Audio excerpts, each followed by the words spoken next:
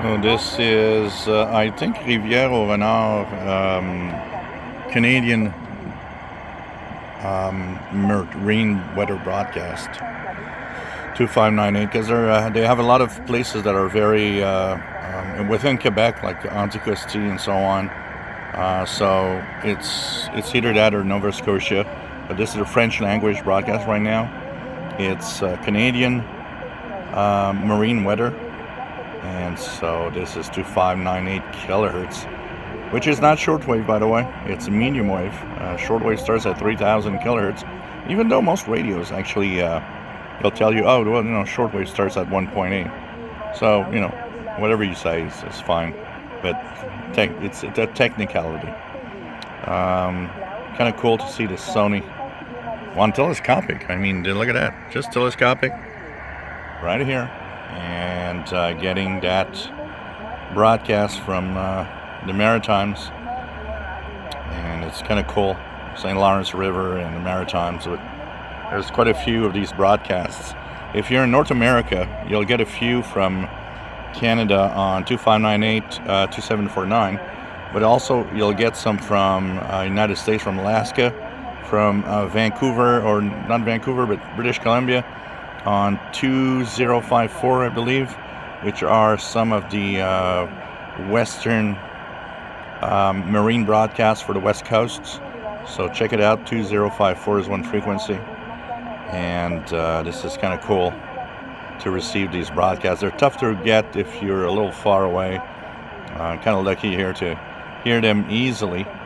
Funniest thing is, when I look at time, when I look at what I was listening when I was a teenager, all of this was not something I would listen to. I would not hear anything.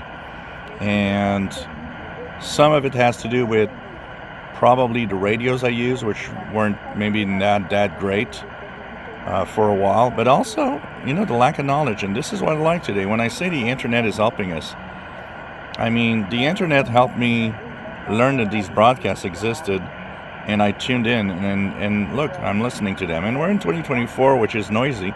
I can imagine this being much more clean in the 80s when I would have tried to listen to them.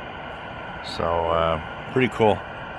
In Europe, you guys have tons and tons of marine broadcasts from almost every European country, from about 1610 kilohertz all the way to 2000, 3000 kilohertz. Do check schedules and check out what's out there, because it's interesting. There's really a lot of stuff in those low frequencies here.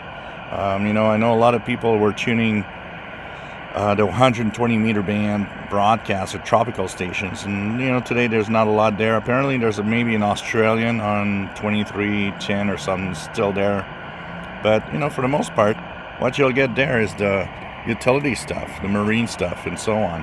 So tune around and check it out. If you're on the East Coast, well, tune 2598, 2749 for the Canadian broadcasts. It just ended, I guess. Let's try 2749. Nothing right now. So, pretty cool. Let's go check CHU. It's there. Can you hear the signal is very kind of trembling, very wobbly? When you hear a signal that's like this,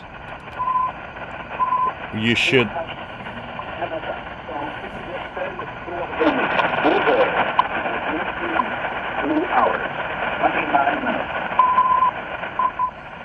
this is an indication of geomagnetic activity, and actually the K index has risen to about 4.5 as of this video. So it means the geomagnetic field is kind of unsettled, very close to G1 class geomagnetic storm, which would start at something like K5. So that's why the signal is trembling. It's the effect of the geomagnetic field activity on the ionosphere.